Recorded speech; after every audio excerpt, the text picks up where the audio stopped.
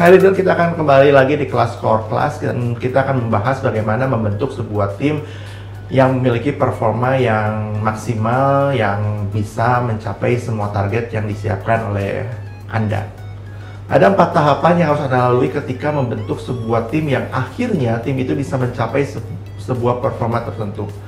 Tahapan ini bukan gratis sekali saja, tapi sepanjang Anda jadi leader akan berulang-ulang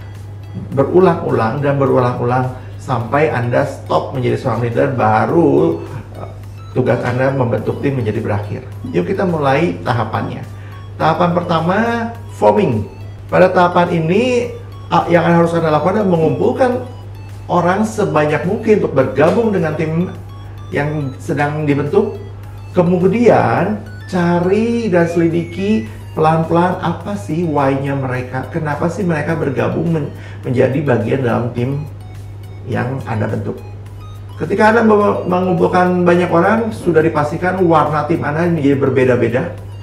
Karena orang-orang yang Anda rekrut kemungkinan berasal dari lingkungan yang mungkin berbeda satu dan lainnya, dan yang pasti memiliki karakter yang berbeda.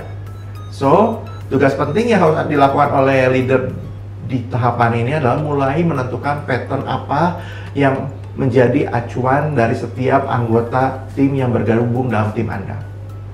Oke, itu tahapan pertama. Sekarang kita masuk tahapan kedua. Tahapan kedua adalah storming.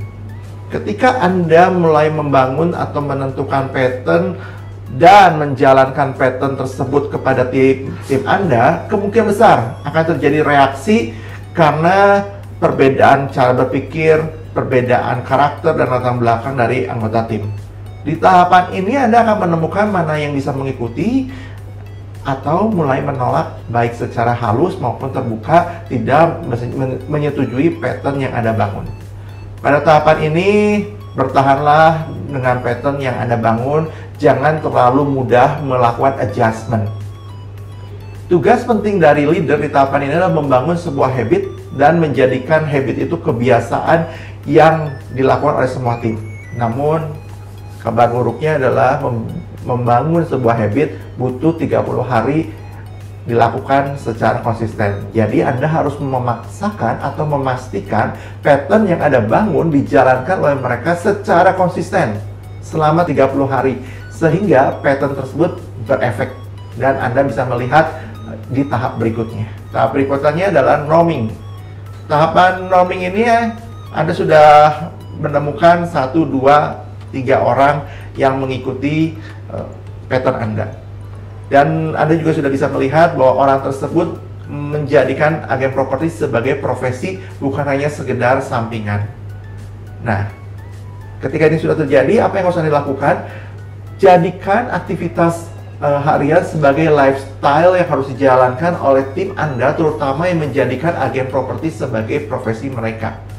Artinya dijadikan lifestyle berarti dari setiap hari, setiap saat mereka mengingat dan menjalankan apa yang harus dilakukan sebagai mestinya seorang agen properti secara konsisten.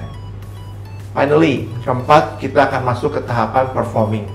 Pada tahapan ini Anda tentu akan happy karena Anda sudah menemukan 1, 2, 3, 4, 5 orang yang berhasil melakukan penjualan secara konsisten setiap bulannya.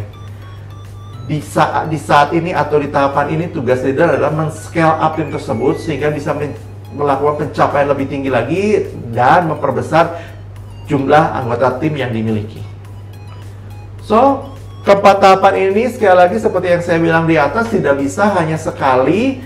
Tahap 1, 2, 3, 4, forming, storming, norming, dan performing selesai, Anda diam. Yang harus Anda lakukan terus jalani dan ulang-ulangi terus supaya Anda bisa membentuk sebuah tim yang tetap eksis dan berprestasi. Bagaimana caranya? Anda harus memiliki sebuah komunitas tim leader yang bisa saling memberi semangat, bisa menolong ketika kita mengalami sedikit stuck. Oleh karena itu, saya membangun sebuah komunitas bernama Core Leader Club. Di komunitas ini kita akan bersama-sama terus mengasah kemampuan kita, mengasah semangat kita, sehingga kita memiliki tim yang eksis dan punya performa yang tinggi.